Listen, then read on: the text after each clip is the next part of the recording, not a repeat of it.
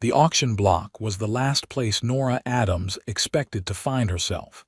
A coarse burlap sack pulled over her head as rough hands pushed her forward. The jeers of the crowd cut through the suffocating fabric, their voices blending with the dusty heat of 1876 Montana territory. She fought against the rope binding her wrists, determined not to show fear despite the hammering of her heart against her ribs. "Next up, gentlemen," the auctioneer's voice boomed across the makeshift platform. "A fine woman from back east, educated, they say, and plenty-spirited. Perfect for any man wanting a wife who can read to him on cold nights." Laughter rippled through the crowd, and Nora clenched her jaw. 2 weeks ago, she had been teaching in a schoolhouse in Philadelphia. Now she was being sold to the highest bidder, accused of a crime she didn't commit with nothing but the tattered dress on her back. "Do I hear $50?" the auctioneer called. "$25," someone shouted. "Can't even see her face," another voice complained. "That's the point of the sale, boys," the auctioneer laughed. "Mystery merchandise, but I'm told she's a pretty thing. $30, do I hear 30? 30, came a gruff voice. 40, shouted another. The bidding continued, the amounts climbing slowly as men gambled on what might be beneath the sack. Nora trembled, her legs threatening to give way beneath her. She'd heard stories of these frontier bride auctions women shipped west to marry strangers, but this was different. This was punishment, orchestrated by the wealthy banker whose advances she had rejected, whose lies had seen her convicted of theft and sentenced to this humiliation. $100. The new voice cut through the chatter, deep, steady, authoritative. The crowd fell silent. "Well now," the auctioneer drawled, surprised by the generous sum. "We have 100 from Mr. Tucker Jones. Any other takers, gentlemen?" Silence hung in the air. $100 was more than most men earned in 2 months, going once, going twice, sold to Mr. Jones. Nora felt herself being pulled forward, then down the steps of the platform. Strong hands steadied her, different from the rough grip that had forced her onto the auction block. She heard the clink of coins being counted, then felt herself being led away from the crowd. Only when they were some distance away did the hands release her. Nora stood perfectly still, uncertain what awaited her now. "Madam," her buyer's voice said quietly, "I'm going to remove this sack now." Before she could respond, she felt the rough fabric being lifted. Squinting against the sudden sunlight, Nora found herself staring into the most striking blue eyes she had ever seen. They belonged to a tall man with sun-bronzed skin and dark hair that curled slightly beneath a well-worn cowboy hat. His expression was unreadable as he studied her face. For a long moment, neither spoke. Then, to her astonishment, he reached into his vest pocket and pulled out a small knife. With careful movements, he cut the ropes binding her wrists. "My name is Tucker Jones," he said, his voice low enough that only she could hear. "And I'll marry you today if you'll have me. Not because I bought you, but because no woman should be sold like cattle, and marriage is the only way I know to protect you properly in these parts." Nora rubbed her chafed wrists, her mind racing. "Why would you help me? You don't even know me." His eyes softened slightly. "I know enough. I know injustice when I see it." He glanced over his shoulder at the crowd still gathered around the auction block. "We don't have much time. The sheriff's looking the other way today, but that won't last. I have a homestead north of here. It's not much, but you'd be safe. The choice is yours, Miss Adams," she said. "Nora Adams." Tucker nodded. "Miss Adams. What will it be?" Nora looked back at the town, at the men who had bid on her like she was nothing more than merchandise. Then she looked at Tucker Jones, a stranger who had just spent a small fortune to offer her a choice. "I'll marry you today, Mr. Jones," she said, her voice steadier than she felt. "And I'll thank you for it. But don't expect a proper wife. This is an arrangement of necessity, nothing more." A hint of a smile touched his lips. "I wouldn't presume otherwise, Miss Adams." He offered his arm, and after a moment's hesitation, she took it. As they walked toward the small church at the edge of town, Nora couldn't help wondering what kind of man would spend $100 to marry a woman he'd never seen, only to treat her with more respect than any man she'd known before. The wedding, if it could be called that, was brief and lacking in ceremony. The white-haired preacher raised his eyebrows at Nora's disheveled appearance, but asked no questions when Tucker pressed an extra $5 into his palm. Two strangers from the street served as witnesses, lured by the promise of a free drink afterward. "Do you, Tucker James Jones, take this woman to be your lawfully wedded wife?" the preacher asked, his voice flat and mechanical. "I do," Tucker said simply. "And do you, Nora Elizabeth Adams, take this man to be your lawfully wedded husband?" Nora hesitated, the weight of what she was doing suddenly overwhelming. She looked at Tucker, who stood straight and solemn beside her. His eyes met hers, and something in them, a silent promise, gave her the courage to answer. "I do," she said. "Then by the power vested in me, I pronounce you man and wife. You may kiss the bride." Tucker leaned forward and placed the gentlest of kisses on her cheek, his lips barely grazing her skin. Then he stepped back, signed the marriage certificate, and handed her a plain gold band. "It was my mother's," he said quietly. "You don't have to wear it if you don't want to." Nora slipped it onto her finger, finding it fit remarkably well. "Thank you." Outside the church, a wagon waited. Tucker helped her climb onto the wooden seat, then untied his horse from the back and mounted it. "It's about 4 hours to the homestead," he said. "The road can be rough." "Will you be all right?" Nora nodded, still trying to process everything that had happened. "Mr. Jones, Tucker," he corrected. "I reckon you should call me Tucker now." "Tucker," she amended. "I don't know how to thank you for what you've done today." He adjusted his hat, shielding his eyes from the setting sun. "No need for thanks. I did what any decent man would do." But as they left the town behind, Nora knew that wasn't true. Decent men had stood in that crowd, bidding on her like she was livestock. This man, her husband now, strange as that seemed, had done something extraordinary. The journey to Tucker's homestead was largely silent. Nora was exhausted, her body aching from weeks of poor treatment. Several times she nearly dozed off, jerking awake when the wagon hit a particularly deep rut in the road. Tucker rode alongside, occasionally pointing out landmarks or warning of upcoming rough patches, but otherwise leaving her to her thoughts. As the sun began to set, casting long shadows across the rolling landscape, Nora finally gathered the courage to ask the question that had been burning in her mind. "Why were you at that auction today?" Tucker was quiet for so long that she thought he might not answer. Finally, he said, "I was in town for supplies, heard about the auction from the shopkeeper." He paused. "Said they were selling an Eastern woman accused of theft. Didn't sit right with me." "You didn't believe I was guilty," he glanced over at her. "Doesn't matter if you were or weren't. No person should be sold like that." Nora studied his profile, strong and weathered by sun and wind. "I wasn't, you know. Guilty, I mean. I was a school teacher in Philadelphia. A powerful man wanted me for his mistress. When I refused him, he accused me of stealing a valuable brooch." Tucker nodded slowly. "Figured it was something like that. You did.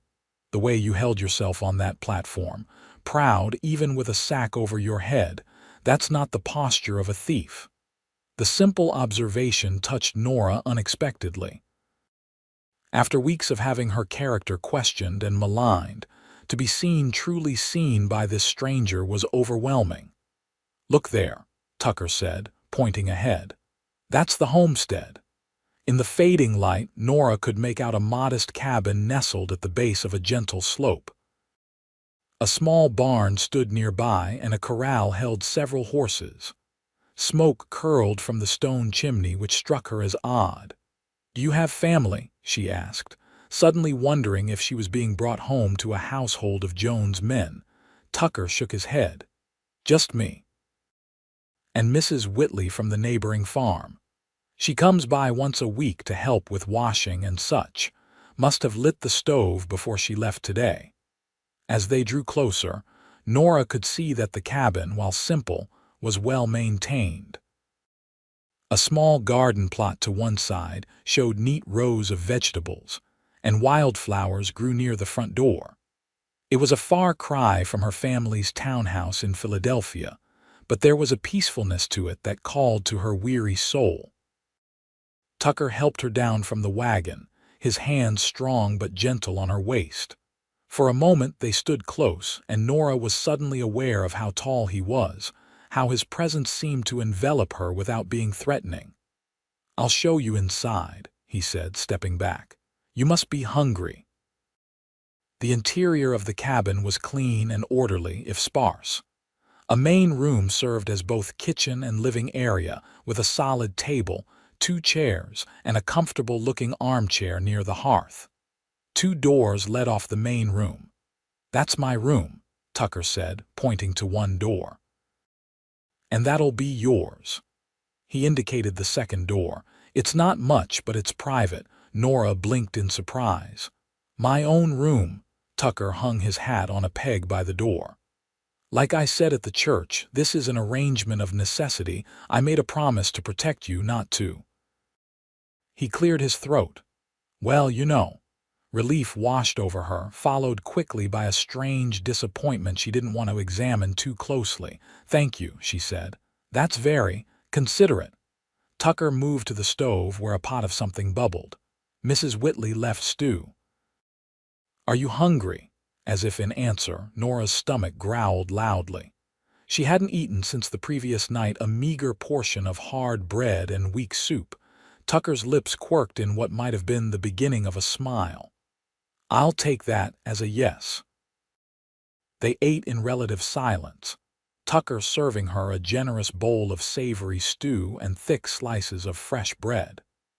Nora tried to maintain some semblance of the table manners she'd been raised with, but hunger won out, and she devoured the meal with unseemly haste. "There's more," Tucker said when she'd scraped her bowl clean, "and you're welcome to it." Nora hesitated, then nodded. "Yes, please." As she ate her second helping, more slowly this time, she studied her new husband across the table. In the warm light of the oil lamps, she could see him more clearly than before. He was younger than she'd first thought, perhaps 30, not much older than her 23 years. His features were strong and regular, his hands large and calloused from work. He ate efficiently, without hurry but without lingering, like a man accustomed to seeing food as fuel rather than pleasure. "How long have you lived here?" she asked, breaking the silence. 7 years, he replied. "Built the cabin myself, started with just the land and a tent. And before that..." He finished his stew before answering. "Texas, mostly. Ran cattle for a while, fought in the war." Nora placed her spoon in her empty bowl. "The war? You mean the Civil War?" Tucker nodded. "Union cavalry. Enlisted in '63 when I was 18. Mustered out in '65. That made him 31, older than she'd thought, but not by much. "And then you came here." "Not right away. Drifted for a few years. Then won this land in a poker game from a man who'd never seen it. Turned out to be a fair deal." Nora tried to reconcile the image of the young soldier with the composed man before her. "Do you have family elsewhere?" A shadow crossed his face. "Not anymore. Lost my folks to cholera when I was 16. Had a younger brother, but he didn't make it through the war." "I'm sorry," Nora said softly. Tucker stood and began clearing the table. "It was a long time ago. What about you? Anyone who'll be looking for you?" Nora shook her head. "My parents died in a fire 2 years ago. I have a cousin in Boston, but we've never been close." I doubt she even knows what happened to me." Tucker nodded, accepting this information without comment. He placed the dishes in a basin of water, then turned to her. "You must be tired. I'll show you to your room." The second bedroom was small but clean, with a narrow bed, a chest of drawers, and a washstand. A handmade quilt in shades of blue and green covered the bed, and a small window overlooked the garden. "There's water in the pitcher," Tucker said. "Bathroom's out back, but there's a chamber pot under the bed if you need it during the night. I'll bring your things in." "My things?" Nora asked, confused. "From the wagon, your trunk." Nora felt a surge of hope. "I don't have a trunk. They took everything when I was arrested." Tucker frowned. "That's not right. Wait here." He returned a few minutes later with a small wooden crate. "It's not much, just some things Mrs. Whitley left. Nightgown, a dress, some women's items." He looked slightly uncomfortable. "She has a daughter about your size who moved to Denver last year. Left some things behind." Nora took the crate, touched by the unexpected kindness. "Thank you," Tucker nodded. "I'll leave you to rest. We can talk more in the morning." He hesitated at the door. "Good night, Mrs. Jones." The name startled her. "Good night, Tucker." After he left, Nora sat on the edge of the bed, overwhelmed by the day's events. Hours ago, she had been a prisoner facing a life of servitude or worse. Now, she was Mrs. Tucker Jones, mistress of a modest homestead with a husband who treated her with unexpected respect. She changed into the simple cotton nightgown, washed her face and hands in the cool water from the pitcher, and slipped beneath the quilt. Despite her exhaustion, sleep eluded her. The bed was comfortable enough, but unfamiliar sounds kept her alert. The creak of the cabin settling, the distant howl of what might have been a coyote, and the occasional footsteps of Tucker moving about in the main room. Eventually, she heard him enter his own room and close the door. Only then did she allow herself to relax, her body surrendering to exhaustion while her mind continued to wonder what tomorrow would bring in this strange new life. Morning came with the crowing of a rooster and the soft golden light of dawn filtering through the small window. For a moment, Nora was disoriented, the unfamiliar surroundings triggering a flash of panic before the events of the previous day came rushing back. She was no longer in Philadelphia, no longer in prison, no longer on the auction block. She was in Montana territory, in the home of a man she had married less than a day after meeting him. She rose and dressed in the simple calico dress Mrs. Whitley had left. It was a bit loose in the bodice and short at the ankles, but it was clean and whole, unlike the tattered garment she'd been wearing for weeks. She found a hairbrush among the items and worked it through her tangled honey-brown hair until it fell in smooth waves past her shoulders. When she emerged from her room, the main area was empty, but a pot of coffee warmed on the stove, and a plate covered with a cloth sat on the table. A note beside it read simply, "Gone to check the north pasture. Back mid-morning." Beneath the cloth, she found biscuits, still warm, and a jar of what appeared to be apple preserves. Her stomach growled, reminding her that despite the hearty stew the night before, her body was still making up for weeks of inadequate nourishment. After eating, Nora explored the cabin more thoroughly.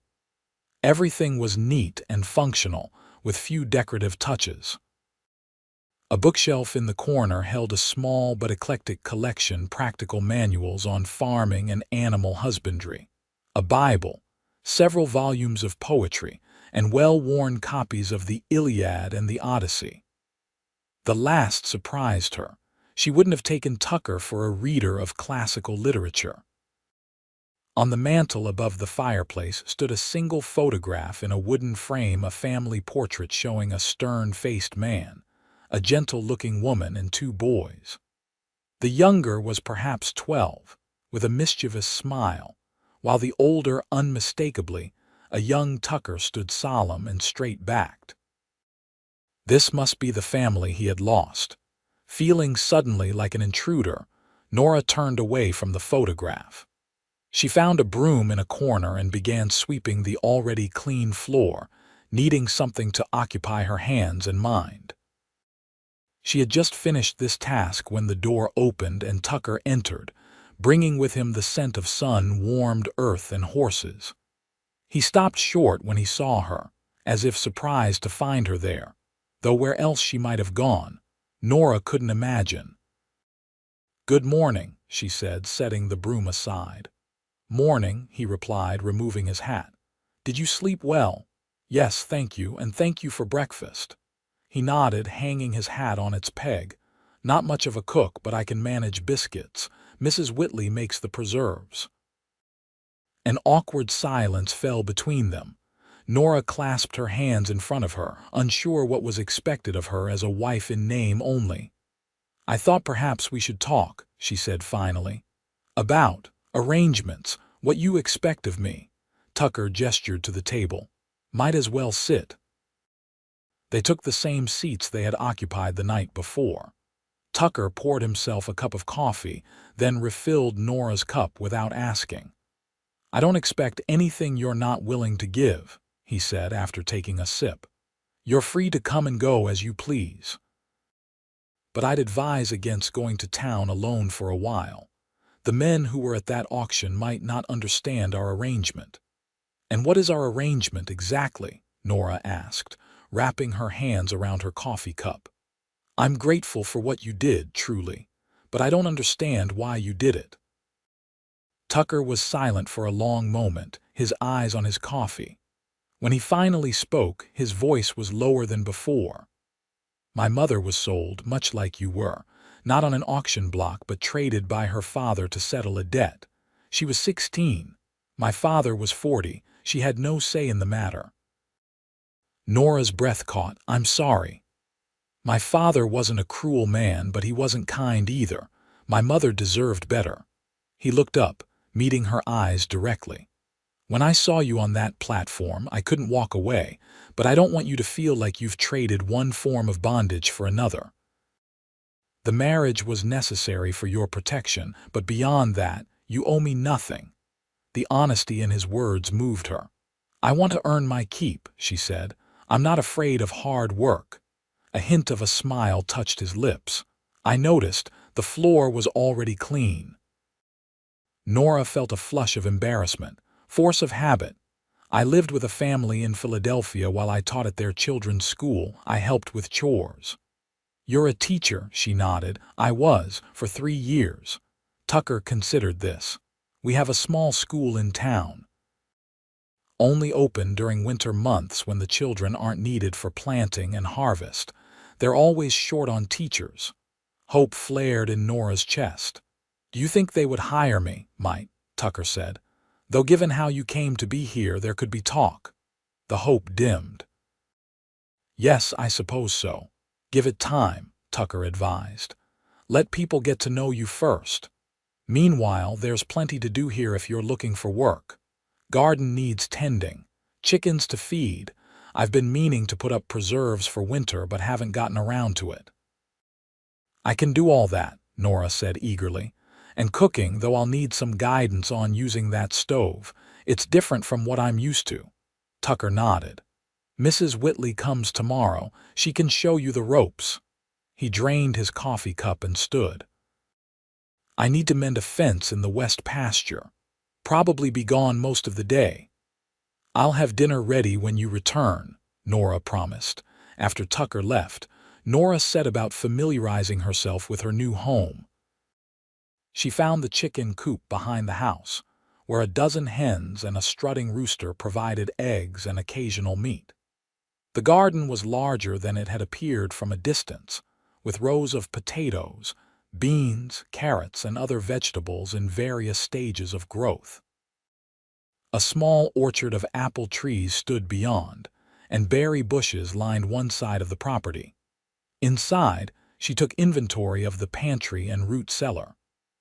Tucker kept a well-stocked larder, sacks of flour and sugar, jars of preserves and pickles, smoked meats and dried fruits. There was even a small container of real tea, a luxury she hadn't expected to find in this frontier home. By mid-afternoon, Nora had cleaned the cabin thoroughly, prepared a stew for dinner, and started bread dough rising. She had just taken a break to rest on the small porch when she saw a cloud of dust approaching along the road. As it drew closer, she made out a wagon driven by a woman in a bonnet. Nora stood, smoothing her borrowed dress nervously. The wagon pulled up in front of the cabin, and a plump, pleasant-faced woman of about 50 climbed down with surprising agility. "Well now," the woman said, looking Nora up and down with frank curiosity. "You must be the bride. I'm Harriet Whitley, neighbor from 2 miles east." Nora stepped forward, extending her hand. "Nora Jones, it's a pleasure to meet you, Mrs. Whitley." Mrs. Whitley ignored the hand and instead pulled Nora into a warm embrace. "None of that formality, dear. It's Harriet to friends, and we're going to be friends, I can tell." She stepped back, her keen eyes assessing. "My Emma's dress fits you well enough, though we'll need to let down that hem. Where's that husband of yours?" "Mending a fence in the west pasture," Nora said, still recovering from the unexpected hug. Harriet nodded approvingly. "Good man, Tucker Jones. Works harder than 3 ordinary men. Not much for conversation, but solid as they come." She peered at Nora more closely. "He said he met you in town yesterday. That was mighty quick courting." Nora hesitated, unsure how much Tucker had shared about their unusual meeting. "Oh, don't you worry about explaining," Harriet continued, waving a hand dismissively. "Tucker told me the whole story when he rode over last night to ask about Emma's clothes. Said he married you straight off that auction block." Her expression softened. "Brave thing you did, going with a stranger. But you chose well, even if it wasn't much of a choice." Relief washed over Nora. "He's been very kind," Harriet chuckled. "Kind, yes, but probably about as talkative as a fence post, I'd wager." She gestured to her wagon. "I've brought some things for you."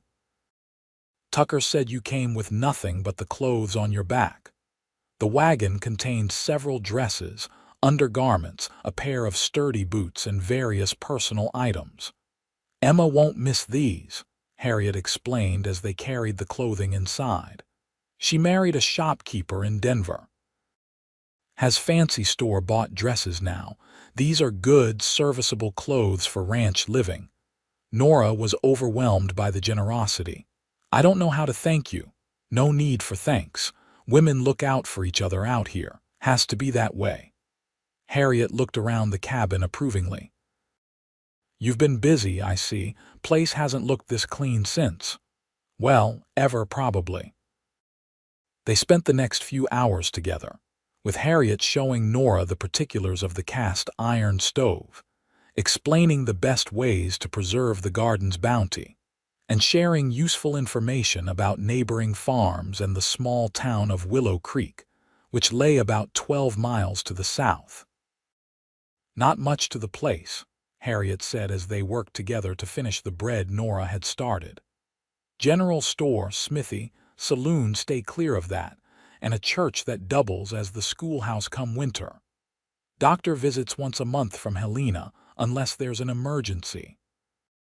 "Tucker mentioned the school might need a teacher," Nora said cautiously. "I taught in Philadelphia before coming west." Harriet's eyes lit up. "Did you now? That's a stroke of luck." Last winter they had old Mr. Farnsworth teaching, and half the children came home thinking the War of 1812 was fought in 1851. She shook her head in disgust. "Man's memory is going faster than his eyesight, and that's saying something." As the afternoon wore on, Nora found herself genuinely enjoying Harriet's company. The older woman was forthright and occasionally brusque, but underneath lay genuine kindness and a sharp intelligence that belied her limited formal education. "I'd best be getting back," Harriet said eventually, glancing at the lengthening shadows. My Henry will be wondering if I've run off with a traveling salesman. She winked. Not that any have come through lately worth running off with. Nora walked her to the wagon. Thank you for everything, Harriet. Truly. Harriet patted her hand. You're going to be just fine, Nora Jones, and if you need anything at all, you send word. I'm only 2 miles east, and my Henry makes the best whiskey this side of the Mississippi, medicinal purposes only, of course. She winked again. After Harriet left, Nora returned to the kitchen to finish preparing dinner. She was just taking the bread from the oven when Tucker returned, looking tired but satisfied. Fence is mended, he announced, hanging up his hat. Should hold through winter now. He sniffed the air appreciatively. Something smells good. Rabbit stew, Nora said. I found one dressed in the cold room. I hope that was all right. More than all right, that's what it's there for. Tucker washed up at the basin while Nora set the table. They ate in companionable silence for a while before Tucker asked, Did Mrs. Whitley come by? Thought I saw wagon tracks in the yard. Yes, she brought clothes and was very helpful. Nora hesitated, then added, She knows how we met. Tucker nodded. Figured she would. Not much stays secret around here, she seemed. Accepting. Harriet judges people on who they are, not where they came from. Not everyone's like that, though. Nora absorbed this warning. She told me about Willow Creek. It sounds very small. It is, Tucker agreed, but it's growing. Railroad might come through in a year or two. That would change things. Would that be good? Tucker considered the question seriously. Good for business. Maybe not so good for the quiet. I came out here to get away from crowds. Nora wondered what had driven this man to seek solitude, what experiences during the war or after had made him retreat to this remote homestead. But she didn't ask. They were still strangers, despite the gold band on her finger. That night, as she prepared for bed, Nora found herself listening for Tucker's movements in the next room. The wall between their bedrooms was thin enough that she could hear the creak of his bed as he settled in for the night. It struck her as odd, being so physically close to a man she barely knew, yet bound to him by law and circumstances. In Philadelphia, she had received several proposals of marriage, most notably from the banker's son, whose rejection had indirectly led to her current situation. None of those suitors had stirred any particular emotion in her. Yet this quiet cowboy, with his unexpected kindness and respect, had awakened something she couldn't quite name. Curiosity, she told herself firmly. Nothing more. Gratitude and curiosity. But as she drifted off to sleep, she found herself wondering what it would be like to truly be Tucker Jones's wife, in all the ways that mattered. The days fell into a rhythm as summer deepened into early autumn. Nora quickly adapted to the routines of ranch life, rising with the sun to prepare breakfast, tending the garden, preserving its bounty for the coming winter, and caring for the chickens that had become unexpected favorites. She had named each hen, much to Tucker's quiet amusement, and talked to them as she collected eggs each morning. Tucker worked from dawn to dusk, repairing fences, tending the small herd of cattle that grazed in the north pasture, breaking the young colt he was training, and preparing the ranch for the harsh Montana winter ahead. He often returned exhausted, but always took time to ask about Nora's day, to thank her for the meals she prepared, and occasionally to share news he'd heard from passing travelers or on his infrequent trips to town. They settled into a comfortable coexistence, like friendly strangers sharing a home. Tucker was unfailingly respectful of Nora's privacy, never entering her room without knocking, never making demands or presuming upon his rights as her husband. Sometimes, when she caught him watching her with an unreadable expression, Nora wondered if he regretted his impulsive rescue, if he found her presence more burden than blessing. But then he would do something: bring her wildflowers he'd found while checking fence lines, or whittle a wooden spoon to replace one that had broken, or simply offer a rare smile when she mastered a new skill, and she would know that whatever this arrangement was, it wasn't a burden to him. 6 weeks after her arrival, Tucker announced at breakfast that he needed to go to town for supplies. "We're running low on flour and sugar," he said, sipping his coffee, "and I need to pick up some tools from the blacksmith. Thought you might want to come along." Nora looked up in surprise. "To town," Tucker nodded. "Figured it's time you saw Willow Creek properly, met some of the neighbors." He hesitated. "Unless you'd rather not." "No, I'd like to go," Nora said quickly. Apart from Harriet's weekly visits, she'd had no contact with anyone but Tucker since arriving at the ranch. "Do you think it will be all right?"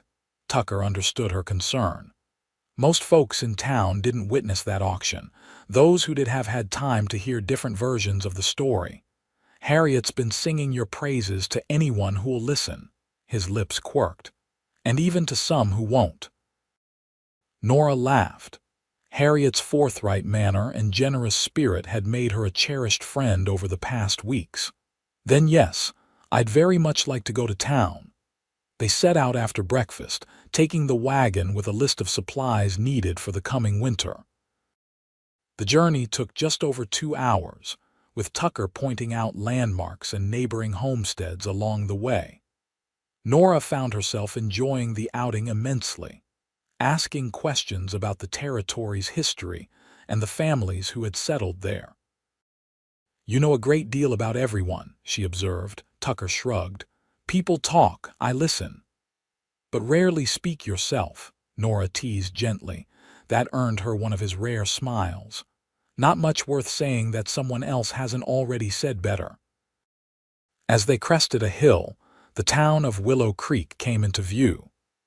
It was indeed small, one main street with a handful of buildings on either side, and a few homes scattered beyond. A creek, presumably the town's namesake, wound behind the buildings, lined with the willows that had inspired the settlement's name. "It's charming," Nora said, and meant it. After the crowded streets of Philadelphia, there was something appealing about the openness of this frontier town. Tucker guided the wagon to a hitching post in front of the general store. "We'll start here. Mr. Hollies carries most of what we need." As Tucker helped her down from the wagon, Nora was acutely aware of the curious glances from passers-by. She straightened her spine, lifted her chin, and smoothed down the dark blue dress that Harriet had altered to fit her perfectly. "Mrs. Jones," Tucker said formally, offering his arm. "Shall we?" Nora placed her hand on his arm, appreciating his public acknowledgement of their relationship. "Lead the way, Mr. Jones." The general store was larger than it appeared from outside, with shelves stocked with everything from dried goods to tools to ready-made clothing.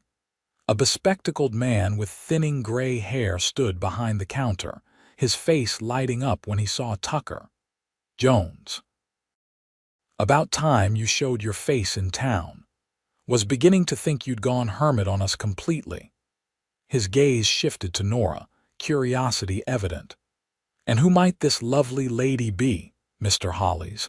"This is my wife, Nora," Tucker said, a note of pride in his voice that warmed Nora unexpectedly.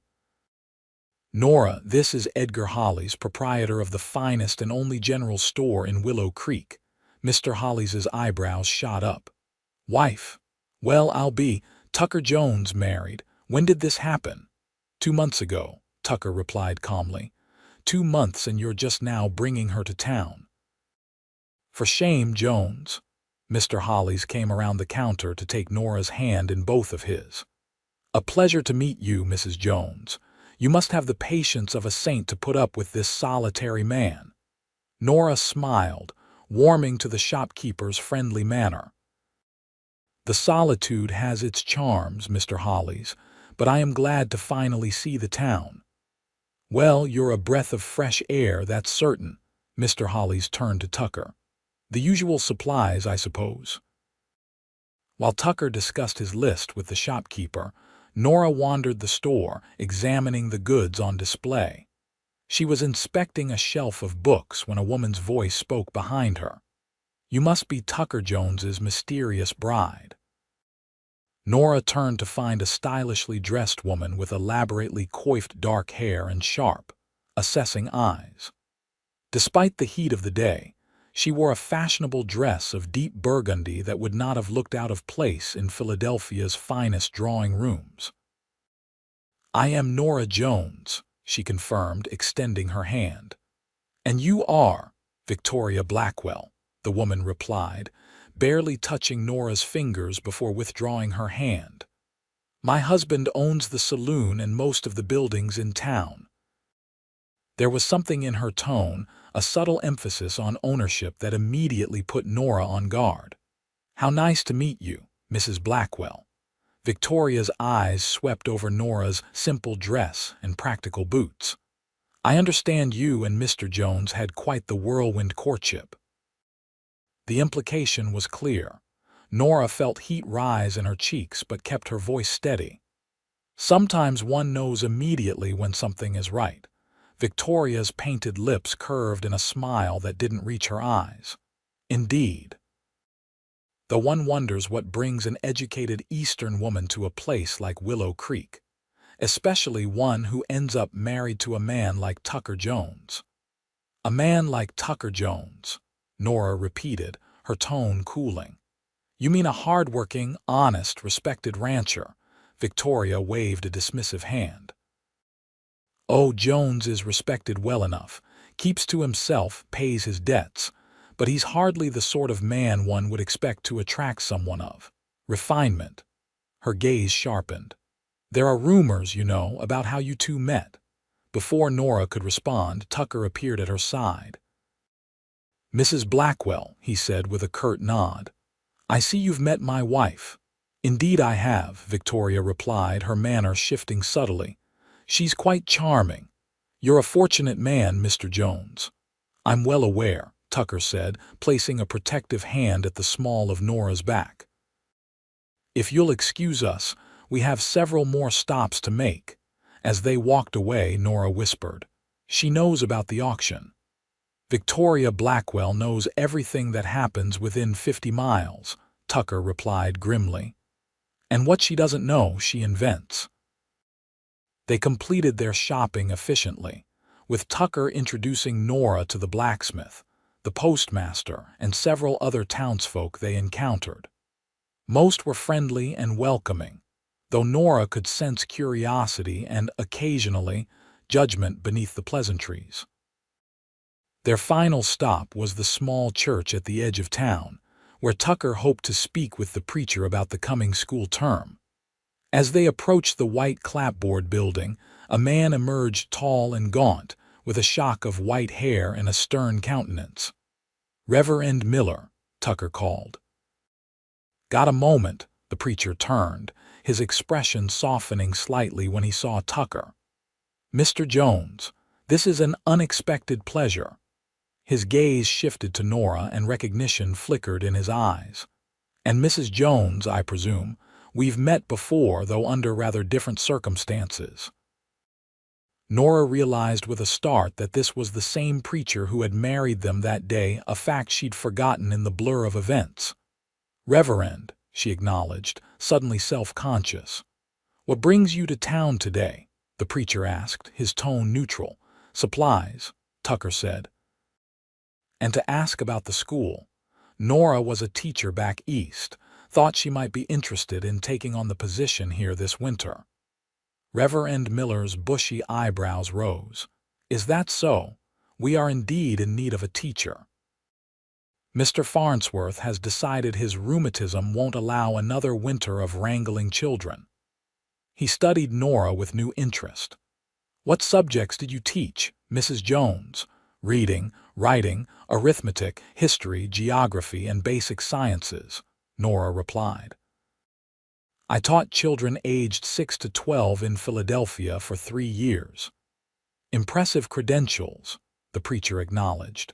Though I must be frank, there has been talk about the unusual circumstances of your arrival in our community.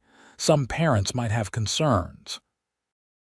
Tucker stiffened beside her, but Nora placed a calming hand on his arm. "I understand, Reverend. Perhaps you could suggest how I might address those concerns." The preacher considered this. "Come to church on Sunday. Let people meet you properly. Then we can discuss the teaching position further." It was more than Nora had hoped for. "Thank you, Reverend. We'll be here." As they drove home, the wagon loaded with supplies, Nora reflected on the day's encounters. "It wasn't as bad as I feared," she admitted. "Though Mrs. Blackwell was rather direct." Tucker snorted.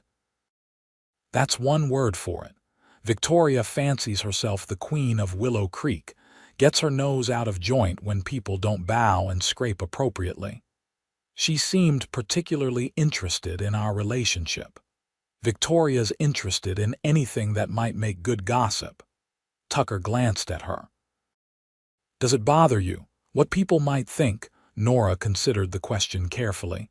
"It bothers me that they might judge you for helping me. As for myself," she shrugged, "I've faced worse judgments recently." Tucker was quiet for a long moment. "You did well today. Carried yourself with dignity." Coming from the usually taciturn Tucker, this was high praise indeed. Nora felt a warm glow of satisfaction that lasted all the way back to the ranch. That evening, as they ate dinner, Tucker seemed unusually contemplative.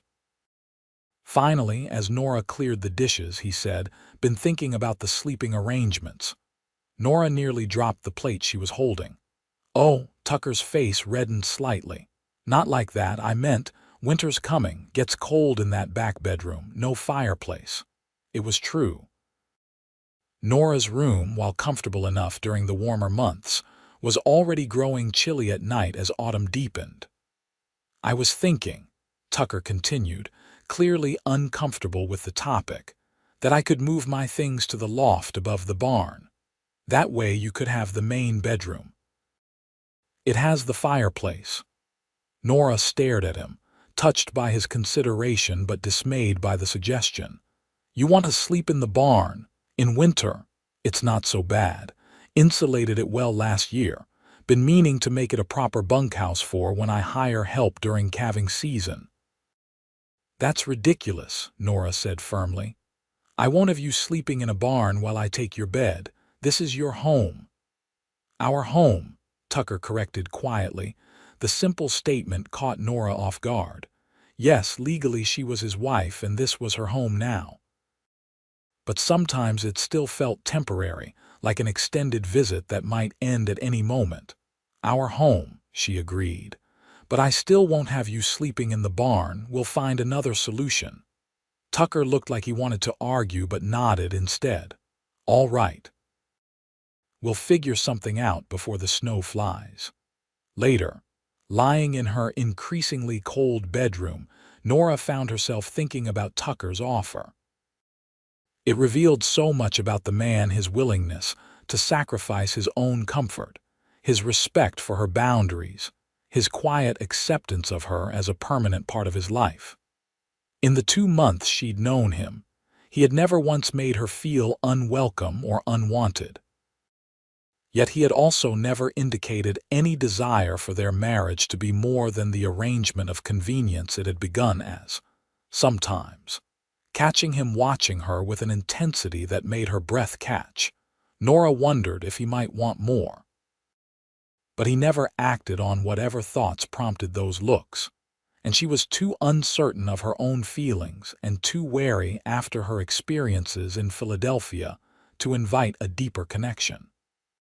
Still, as she pulled the quilt tighter around herself against the autumn chill, she couldn't help wondering what it would be like to share the warmth of the fireplace with Tucker Jones, and perhaps more than just the fireplace.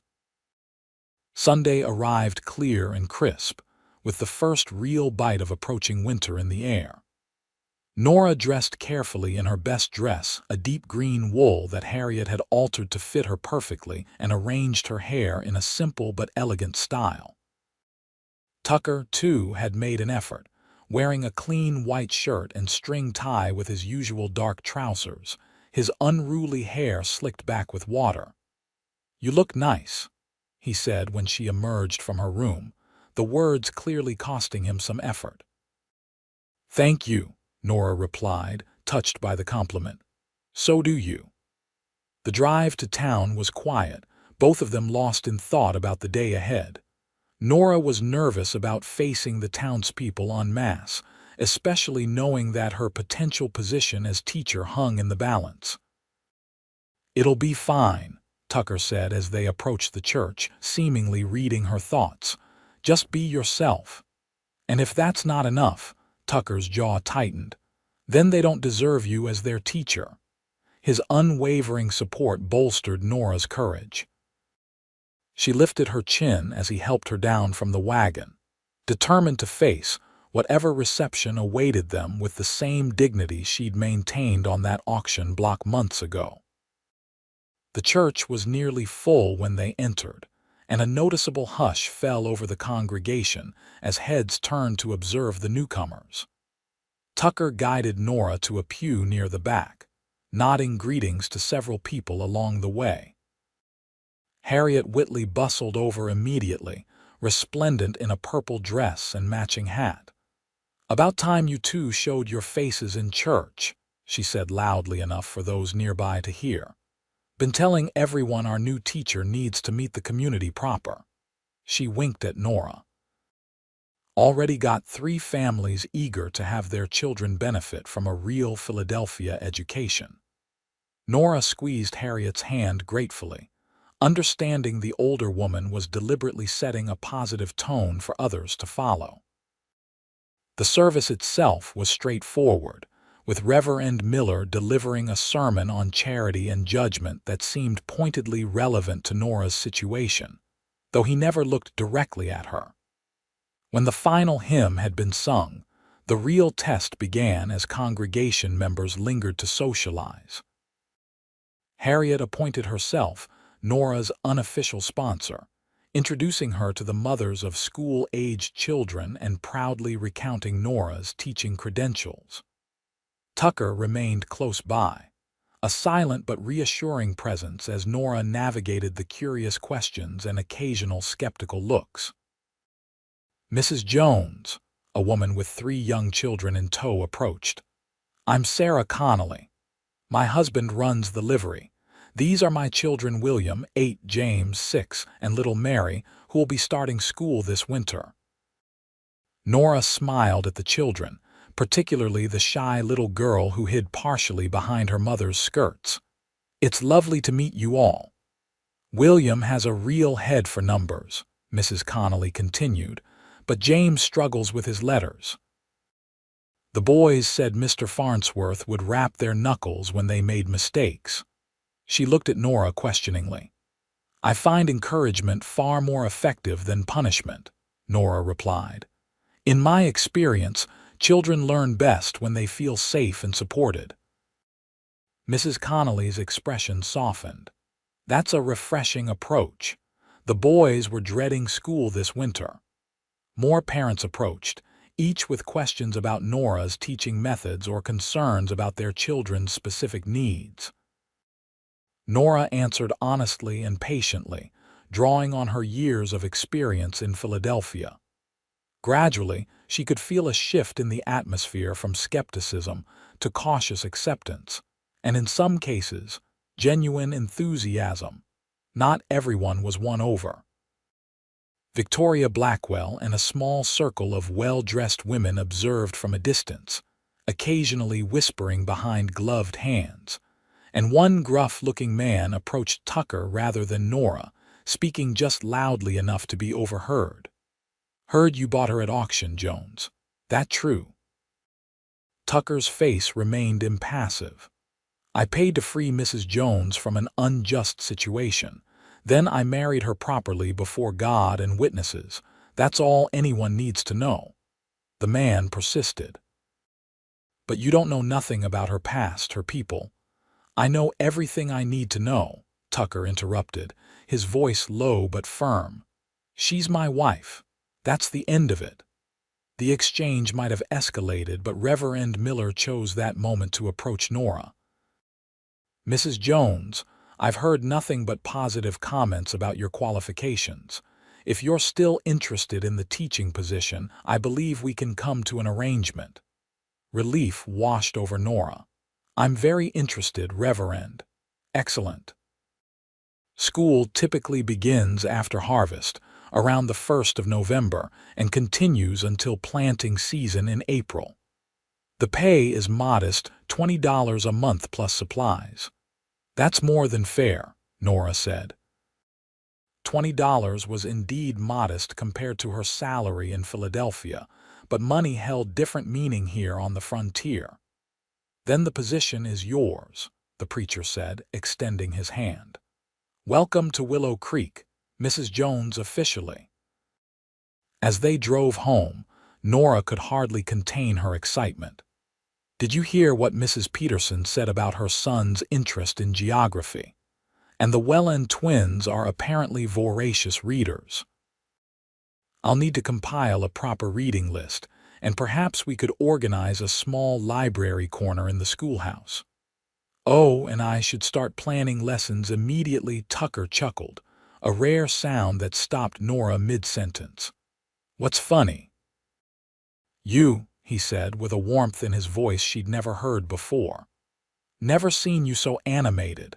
Teaching really matters to you, doesn't it?" "It does," Nora admitted. "I've missed it more than I realized. Thank you for suggesting it." Tucker shrugged. "Seemed a waste to have a trained teacher cooking and cleaning when the town needs someone to educate its children." "Does that mean you're planning to cook and clean now?"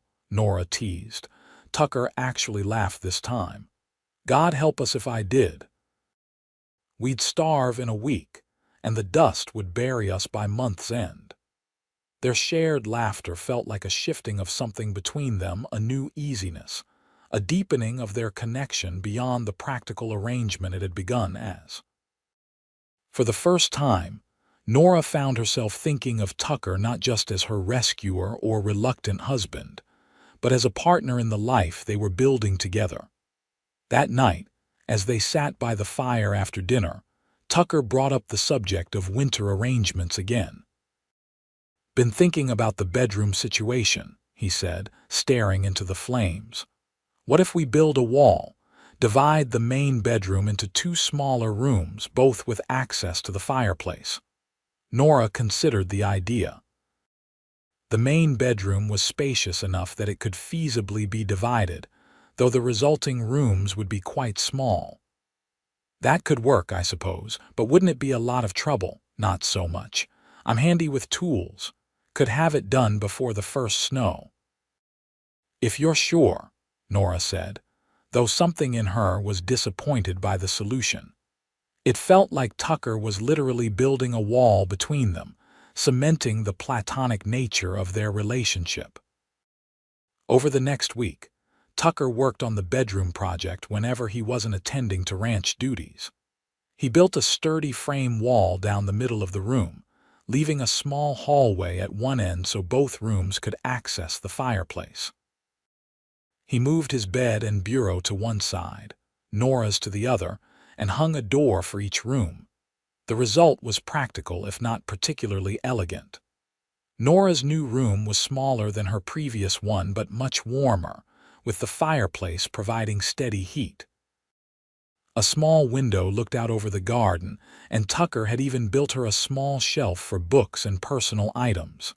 "It's perfect," she told him when he showed her the completed project. "Thank you for all your hard work." Tucker nodded, seeming pleased with her reaction. "Should keep us both warm through winter now." And it did. As autumn gave way to winter, with snow piling high around the cabin and temperatures plummeting, Nora was grateful for the warmth of the fireplace. Each night, Tucker would bank the fire before they retired to their respective rooms, ensuring it would last until morning. Nora's days took on a new rhythm once school began. 3 mornings a week, Tucker would drive her to town in the sleigh, returning to collect her in the afternoon. The other days, she remained at the ranch, keeping up with household duties and preparing lessons for her 12 students, who ranged in age from 5 to 14. Teaching in Willow Creek was both more challenging and more rewarding than her position in Philadelphia had been. With limited resources and a wide range of ages and abilities, Nora had to be creative and flexible. But the children were eager to learn, and their parents, with a few exceptions, were supportive and appreciative of her efforts. Even Victoria Blackwell had grudgingly acknowledged Nora's success, remarking to Harriet, who promptly reported it to Nora, that the Jones woman seems to have a way with children, whatever her background might be. As winter deepened, the ranch became increasingly isolated. Heavy snows often made the road to town impassable, forcing Nora to cancel school days and leaving her and Tucker alone together for days at a stretch. These periods of isolation might have been uncomfortable earlier in their relationship, but by now, they had developed a comfortable rapport. In the evenings, they would sit by the fire, Tucker carving or mending tack, Nora reading or grading student work.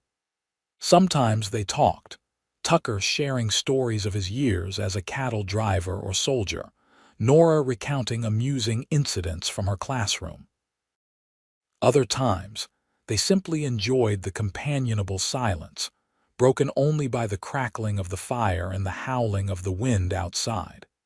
It was during one such evening, with a blizzard raging beyond the cabin walls, that their relationship took an unexpected turn. Nora was reading aloud from the Iliad, Tucker's copy, which she discovered was well worn from frequent reading, when he suddenly asked, "Do you miss it? Philadelphia, I mean, civilization?" She looked up, surprised by the question. "Sometimes," she admitted. "I miss the libraries, the museums.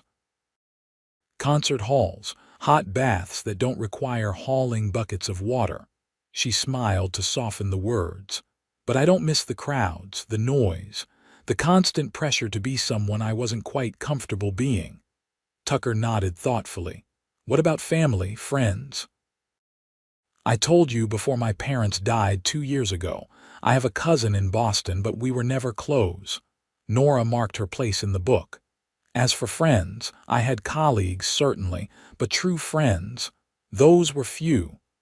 "Because of your position as a teacher." "Partly," Nora acknowledged. "There were certain expectations for a young, unmarried schoolteacher. I was supposed to be above reproach, almost none like in my dedication to my pupils. It made forming close friendships difficult." She hesitated, then added, "And then there was Richard Thompson." Tucker's expression sharpened. "The man who had you arrested," Nora nodded. "He was the son of the school's benefactor. He began courting me, or what passed for courtship in his mind. When I rejected his proposal, he became difficult. He spread rumors about my character, made my position at the school uncomfortable." She sighed. "When that didn't work, he resorted to the theft accusation." "Bastard," Tucker muttered. "Yes, he was," Nora agreed. "But in a strange way, I'm almost grateful to him now." She met Tucker's questioning gaze. "If not for his actions, I would never have come west, never have met you or Harriet. Never have found this life, which for all its hardships feels more genuine than what I had before." Tucker was silent for a long moment. "Do you ever regret it? Marrying me that day?" The question caught Nora off guard. "No," she said softly. "I've never regretted it." Even though it's not a real marriage. There it was, the acknowledgement they'd both been dancing around for months. Nora felt her heart quicken. "Isn't it?" she asked. "We live together, work together, share our days and evenings. We support each other, respect each other." "What makes a marriage real beyond that?" Tucker's gaze held hers. "You know what?" Heat rose in Nora's cheeks, but she didn't look away. "Yes, I know what, but that doesn't make what we have any less valuable or meaningful." "No," Tucker agreed quietly. "It doesn't." Something in his tone made Nora's breath catch. "Tucker," a sudden crash from outside interrupted whatever she might have said. Tucker was on his feet immediately, reaching for the rifle he kept near the door. "Stay here," he instructed, pulling on his coat. "What is it?" Nora asked, alarmed. "Probably just the wind brought down a branch on the barn roof. But I'd better check." He disappeared into the howling storm, leaving Nora alone with her racing thoughts. Had they been on the verge of something momentous? Had she imagined the shift in Tucker's expression, the new tension in the air between them? 10 minutes passed, then 15. Worry began to gnaw at Nora. The blizzard outside was fierce, with temperatures well below freezing. Even the short distance to the barn was treacherous in such conditions. Just as she was about to put on her coat and go looking for him, the door burst open, admitting a gust of snow-laden wind and a frost-covered Tucker. He was carrying something in his arms, a small, bedraggled bundle of fur. "Found this little one huddled against the barn door," he said, kicking the door closed behind him. "Nearly frozen solid." Nora hurried forward to see a half-grown puppy, its black and white fur matted with ice and snow. "Oh, the poor thing. Is it alive?" "Barely," Tucker said, bringing the puppy to the fire. "Get some blankets." Nora rushed to fetch blankets from her bed. Together they gently dried the trembling animal, wrapping it in the warm fabric and placing it near the hearth. "Where did it come from?" Nora wondered, stroking the puppy's head. Could it be one of the Petersons' farm dogs? They live closest. "Too far in this storm," Tucker said, shaking his head. "Must be a stray, or maybe someone dropped it thinking we could use a dog." The puppy's eyes fluttered open, one blue, one brown, and it gave a weak whimper. Nora's heart melted. "We need to get some warm milk into it," she said, already moving toward the kitchen.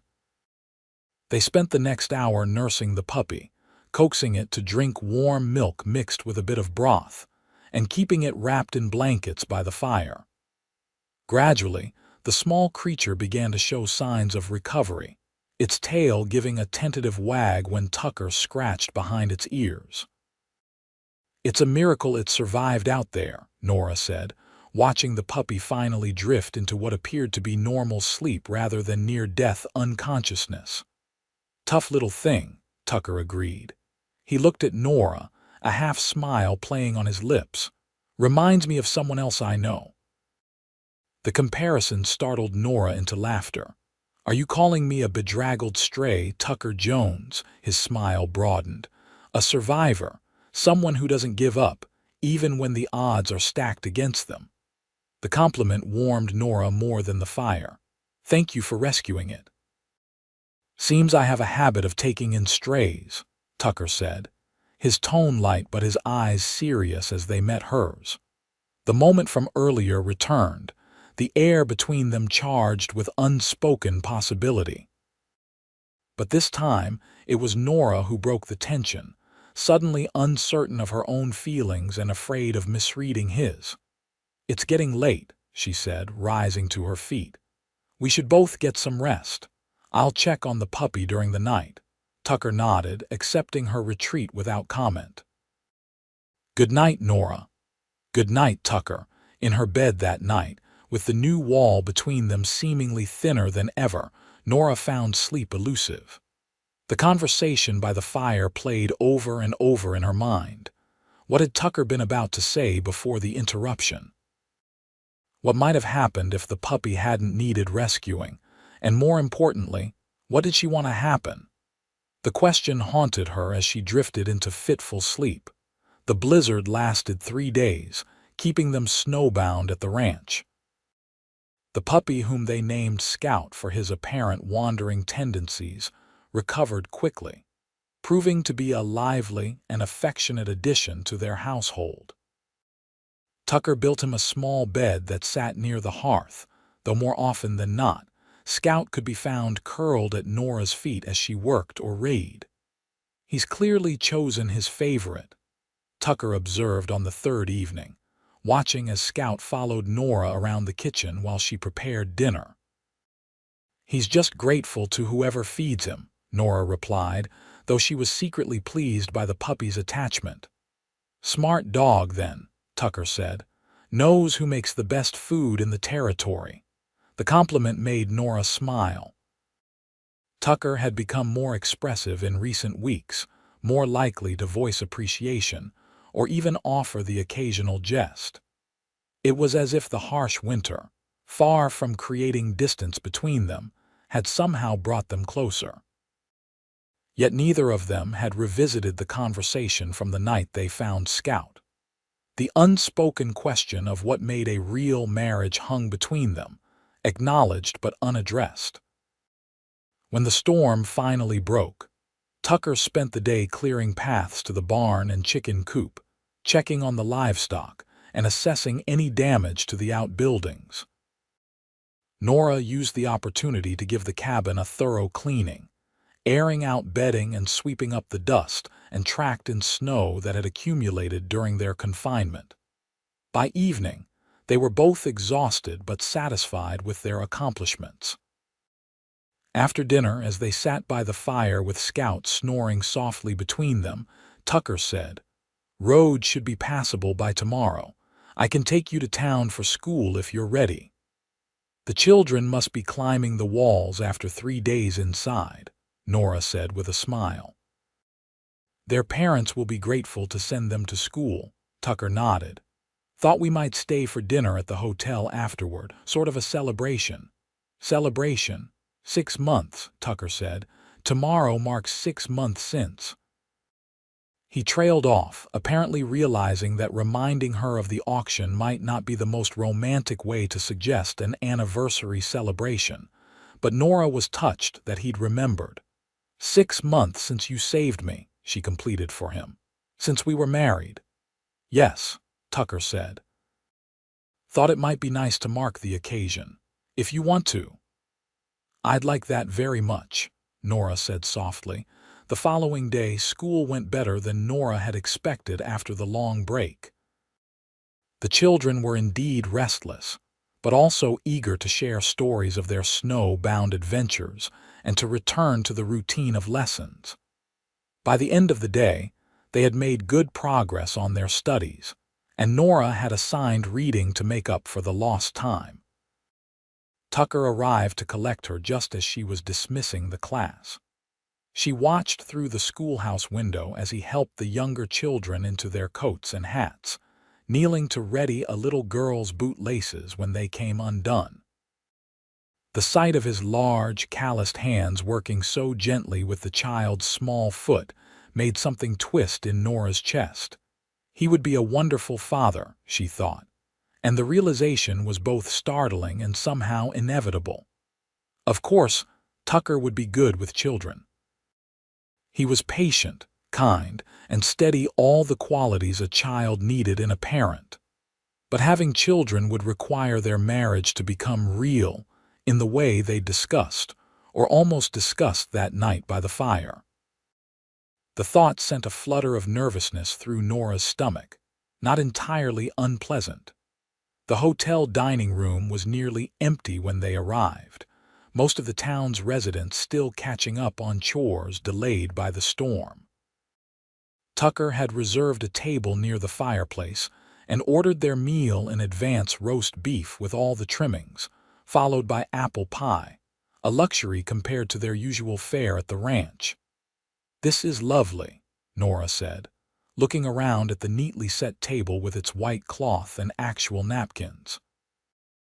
"I didn't realize Willow Creek had such amenities." "Mrs. Henderson runs a good establishment," Tucker agreed. "Not exactly Philadelphia standards, but the best we have here." "It's perfect," Nora assured him. "Thank you for suggesting it." They ate in companionable silence for a while, the food indeed excellent by frontier standards. Nora found herself studying Tucker across the table, noting how the firelight cast warm highlights in his dark hair and softened the usually stern lines of his face. He had dressed carefully for the occasion, wearing a clean shirt and the string tie she'd helped him select during one of their trips to town. "What?" Tucker asked, catching her gaze. "Nothing," Nora said, feeling a blush rise in her cheeks. "Just thank you for everything. These past 6 months have been not what I expected when I came west, certainly, but I'm grateful for how things turned out." Tucker nodded, his expression serious. "I've been thinking about what you said during the storm, about what makes a marriage real." Nora's heart quickened. "Oh, you were right. It's not just physical matters. It's partnership, respect, building something together." He paused, seeming to search for words. "But I want you to know that if you ever wanted, that is, if you decided you wanted a complete marriage, I wouldn't be opposed." The formal, almost stilted way he phrased it might have been comical in other circumstances. But Nora understood the courage it had taken for Tucker to raise the subject, to make himself vulnerable to rejection. "I've been thinking about that too," she admitted, her voice barely above a whisper. "About us, about what might be possible between us." Tucker's eyes darkened. And Nora took a deep breath. I think I would like to try, for our marriage to be complete, if you want that too." The look that crossed Tucker's face, relief, joy, desire, took Nora's breath away. He reached across the table, taking her hand in his. "I want that," he said simply. "Have for a while now." The admission made Nora's heart soar. "Why didn't you say anything?" Tucker's thumb traced circles on the back of her hand. "Didn't want you to feel pressured or obligated. Wanted it to be your choice, freely made." Of course he had. It was so typically Tucker, putting her comfort and agency above his own desires. In that moment, Nora realized she had fallen in love with him, not suddenly but gradually, day by day over the past 6 months. "Tucker," she said softly, "I think we should go home now." Understanding dawned in his eyes. "You're sure?" "I'm sure." The ride home seemed both interminable and too short. They sat close on the sleigh seat, Tucker's arm around Nora to steady her over the rutted, snow-covered road. The physical contact, innocent as it was, felt charged with new meaning. When they reached the ranch, Tucker took care of the horse with record speed while Nora went ahead to the cabin. Scout greeted her enthusiastically, but even the puppy seemed to sense something was different, settling quickly by the fire instead of demanding his usual playtime. Nora moved around the cabin, lighting lamps, adding wood to the fire, and after a moment's hesitation removing the pins from her hair, letting it fall in waves down her back.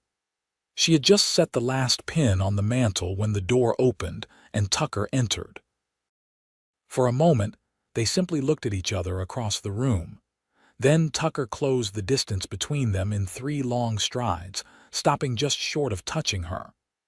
"I've never told you how beautiful you are," he said, his voice rough with emotion.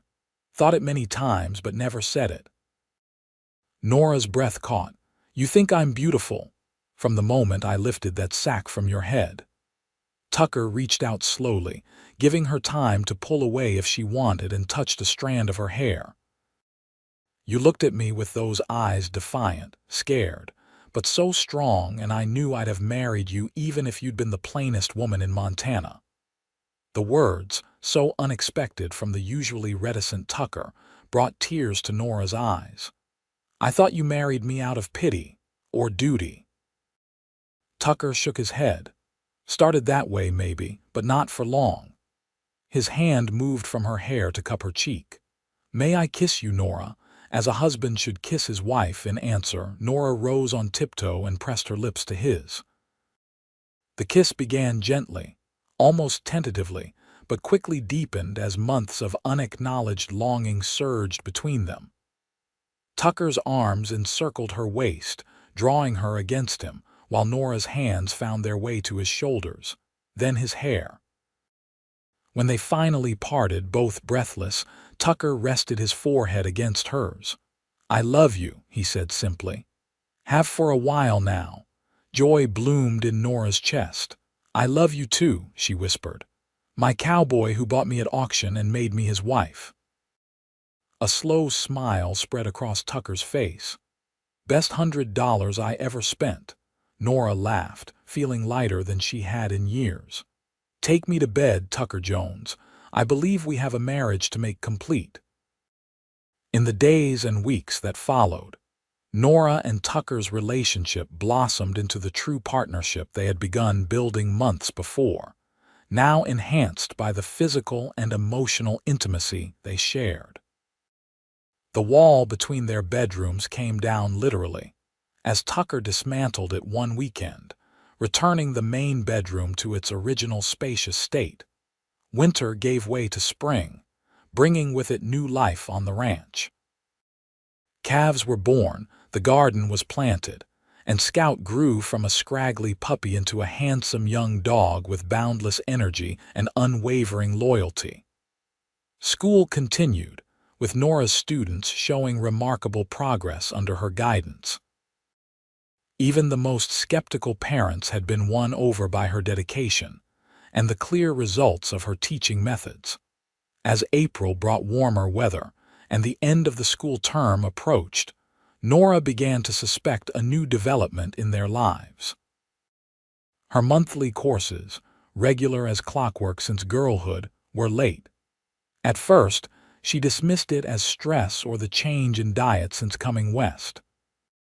But as weeks passed, and other symptoms appeared: tender breasts, unusual fatigue, a strange aversion to the coffee she usually enjoyed, she could no longer ignore the likely explanation. She confirmed her suspicions with Harriet, who examined her with the practiced eye of a woman who had birthed 5 children of her own and assisted with countless other births in the territory. "I'd say you're about 8 weeks along," Harriet declared, beaming. "Due sometime in November, I'd guess. Perfect timing after harvest, but before the worst of winter sets in." Nora placed a protective hand over her still flat stomach. "A baby," she whispered, awe and terror mingling in her voice. "We're having a baby." "And what a lucky child it will be," Harriet said firmly. "With you for its mother and Tucker Jones for its father, that man will move heaven and earth for those he loves." That evening, Nora prepared Tucker's favorite meal, venison stew with dumplings, and set the table with special care.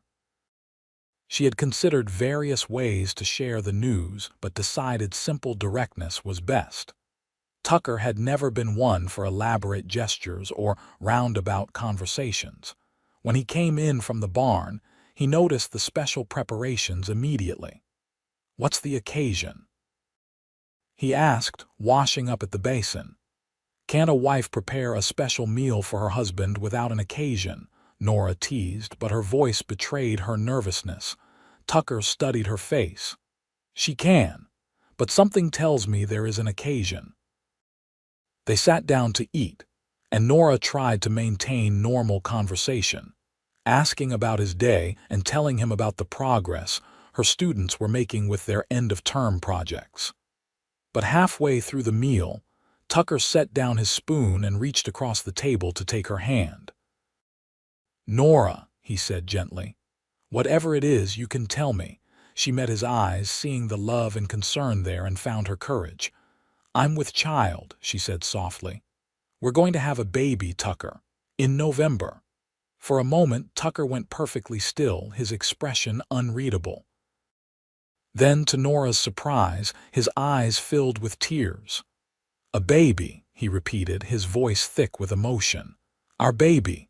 Nora nodded, her own eyes welling up in response to his evident joy. "Are you happy?" Tucker stood, came around the table, and knelt beside her chair, placing a reverent hand on her stomach. "Happier than I've ever been," he said, looking up at her with such love that it took her breath away. "Thank you, Nora, for coming into my life, for being my wife, for giving me a family." Nora placed her hand over his. "I should be thanking you. You saved me that day in more ways than one." Tucker shook his head. "We saved each other." And as he drew her into his arms, Nora knew it was true. They had both been alone in their different ways, until fate and a cruel auction had brought them together. Now they had built something neither could have imagined that day 6 months ago. A true marriage, a home, and soon, a child to share their love. November arrived with unseasonable warmth, as if nature herself was cooperating with Nora's approaching delivery. The harvest had been abundant, the ranch was prepared for winter, and Tucker had completed the nursery, a small room adjacent to their bedroom that had previously been used for storage. Nora's pregnancy had progressed smoothly, with Harriet checking on her regularly and Tucker hovering protectively whenever he wasn't tending to ranch duties. The school board had hired a temporary teacher for the winter term, with Nora planning to resume teaching in the spring if all went well with the baby. On a golden afternoon 2 weeks before her expected date, Nora was hanging laundry in the yard, enjoying what might be the last truly pleasant day before winter set in. Scout lay nearby, his attention divided between watching for rabbits and keeping a protective eye on his mistress. The first pain caught Nora by surprise, a sharp cramp that made her drop the sheet she was hanging. She dismissed it as the false pains Harriet had warned might come in the final weeks, but when a second, stronger contraction followed shortly after, she knew this was the real beginning. Tucker. She called, but he was too far away in the north pasture to hear. Scout, sensing her distress, rose and pressed against her legs, whining softly. "It's all right, boy," Nora assured him, stroking his head. "I just need to get back to the house." She made it inside just as another contraction gripped her. This one was strong enough to make her gasp and clutch the back of a chair for support. When it passed, she moved as quickly as she could to prepare, laying out clean linens, filling the kettle with water, and sending Scout to find Tucker with a note tied to his collar. By the time Tucker burst through the door, wild-eyed with worry, Nora was kneeling beside the bed, breathing through another contraction. "The baby's coming," she said, managing a smile despite the pain. "Scout found you." "Barely made it to the tree line before I heard him barking," Tucker said, kneeling beside her and taking her hand. "What do you need me to do?" "Send for Harriet," Nora said. "And then just stay with me." The hours that followed were a blur of pain and determination for Nora. Harriet arrived quickly, bringing her experienced calm to the birthing room. Tucker remained by Nora's side throughout, holding her hand, wiping her brow and murmuring encouragement as she labored to bring their child into the world. As the sun set, casting long shadows across the bedroom, Harriet announced, "I can see the head." "One more big push, Nora." Gathering her remaining strength, Nora bore down with all her might. There was a moment of searing pain, then blessed relief as their child slipped into the world with a lusty cry. "A girl," Harriet exclaimed triumphantly. "A beautiful, healthy girl." Tucker's face, when Nora looked up at him, was transformed with wonder and joy. "A daughter," he whispered, voice choked with emotion. "We have a daughter." After Harriet had cleaned and swaddled the infant, she placed her in Nora's arms. Looking down at the tiny, perfect face already showing Tucker's strong chin, and what would likely be Nora's honey brown hair, Nora felt a love so overwhelming it brought tears to her eyes. "She's perfect," she whispered, tracing a gentle finger along the baby's soft cheek. "What shall we call her?" Tucker asked, perched on the edge of the bed, his arm around Nora's shoulders as they gazed at their newborn. Nora had been considering names throughout her pregnancy, but hadn't settled on any. Now, looking at their daughter born of an unlikely union that had begun with an auction and a sack over her head, she knew exactly what this child represented. "Hope," she said softly. "Her name is Hope, because that's what you gave me that day in town and what she represents for our future." Tucker nodded, blinking back tears. "Hope Jones. It's perfect." As twilight deepened into night, with Harriet discreetly busy in the kitchen preparing a celebratory meal, Tucker and Nora remained huddled together on their bed, marveling at the miracle they had created. "I never thought I'd have this," Tucker admitted, his voice low and reverent. "A wife, a child, a true family. After the war I was lost, angry, thought I'd live out my days alone on this ranch." Nora leaned against him, drawing strength from his solid presence. "And I never thought I'd find myself auctioned off in a frontier town with a sack over my head." She smiled up at him. "Life takes unexpected turns." "Thank God for that," Tucker said fervently, pressing a kiss to her forehead. "I love you, Nora Jones. You and Hope are everything to me." "And we love you," Nora replied, her heart full to bursting. "My cowboy who lifted the sack and said he'd marry me that day." As Hope slept peacefully in her arms and Tucker's steady heartbeat sounded beneath her ear, Nora reflected on the strange, winding path that had brought her to this moment. From the auction block to this warm bed, from desperate stranger to beloved wife and mother, her journey had been unlikely but perfect in its way. The sack that had once hidden her face had actually revealed her future, a future brighter and more fulfilling than anything she could have imagined in her previous life.